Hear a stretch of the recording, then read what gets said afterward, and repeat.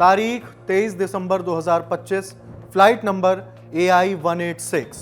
Canada के Vancouver से दिल्ली आ रही थी यह फ्लाइट, लेकिन उड़ान से पहले ही पायलट को हिरासत में ले लिया गया, जिसकी वजह से यह उड़ान देर से भर पाई। पर ऐसा हुआ क्यों?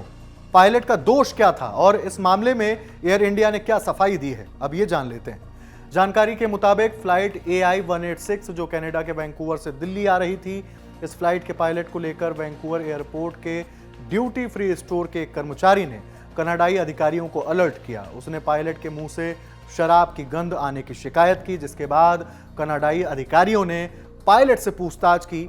पायलट का ब्रेथ एनालाइजर टेस्ट कराया गया, जिसमें वह फेल हो गया। इसके बाद उसे हिरासत में ले लिया गया।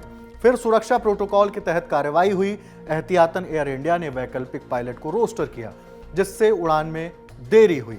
इस पूरे मामले पर एयर इंडिया का बयान भी आया है। कहा गया कि स्थानीय अधिकारियों की आपत्ति के बाद संबंधित पायलट को उड़ान से हटाया गया। जांच प्रोसेस पूरी होने तक पायलट को फ्लाइट ड्यूटी से भी अलग रखा गया है। एयरलाइन ने यात्रियों को हुई असुविधा पर खेद जताते हुए कहा है कि वह स्थानीय अधिकारियों के साथ पूरी तरह सहयोग कर रही है।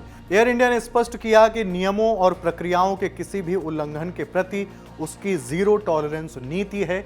जांच में अगर नियमों का उल्लंघन पाया गया तो कंपनी की पॉलिसी के मुताबिक कड़ी अनुशासनात्मक कार्रवाई की जाएगी। यात्रियों की सुरक्षा हर परिस्थिति में कंपनी की सबसे पहली प्राथमिकता है। इस घटना के इतर directorate general of civil aviation यानी DGCA ने एयर इंडिया के एक कॉकपिट क्रू को कारण बताओ नोटिस जारी किया है।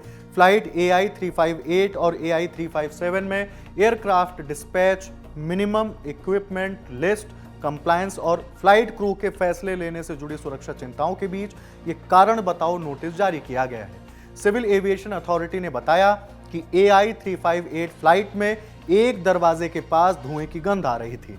पायलट ने बार बार दिक्कतों और सिस्टम में खराबी के बावजूद एयरक्राफ्ट लिया। पायलट को 14 दिन के भीतर नोटिस का जवाब देने के लिए कहा गया है। संतोषजनक जवाब न मिलने पर एयरक्राफ्ट रूल्स और CAR यानी सिविल एविएशन रिक्वायरमेंट्स के तहत कार्रवाई सस्पेंशन तक हो सकता है। जवाब न देने पर DGCA एक तरफा फैसला ले सकता है। एयर इंडिया को भी ऑपरेशनल प्रक्रियाओं की समीक्षा करनी पड़ सकती है।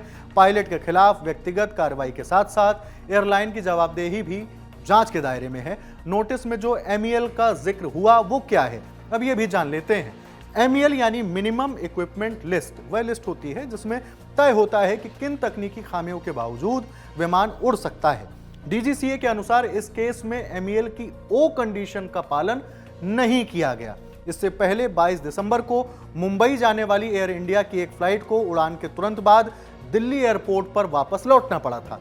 फ्लाइट AI 887 के पायलट्स ने हवा में तकनीकी गड़बड़ी का पता चलने के बाद सावधानी के तौर पर वापस लौटने का विकल्प चुना। बीते दिनों कोहरे के कारण वैसे भी काफी फ्लाइट्स लेट हो रही हैं और कैंसिल भी। ऐसे में पायलट की जरा सी लापरवाही यात्रियों की जान जोखिम में डाल सकती है। फिलहाल इस खबर में इतना ही। ये खबर लिखी है मेरी साथी सुप्रिया ने, मैं हूं हिमांशु। नमस्ते। मौसम ठंडा हो सकता है मगर मस्ती ठंडी नहीं होनी चाहिए। नए साल में रजाई में कुनमुनाते हुए दुबकना नहीं है। शुरुआत होगी बहुत सारे फन के साथ। दिन होगा शनिवार का 10 जनवरी 2026 को आपके फेवरेट स्टार्स के साथ पटना के बापू सभागार में जमेगा लल्लन टॉप का बिहार अड्डा। खेली जाएगी क्विज, आएगा बहुत मजा। और यहाँ आने के लिए आपको सिर्फ फ्री में रजिस्ट्रेशन कराना है। So what are you waiting for? thelallantalk.com पर जाइए, बैनर पर क्लिक कीजिए और आ जाइए बिहार अड्डा में।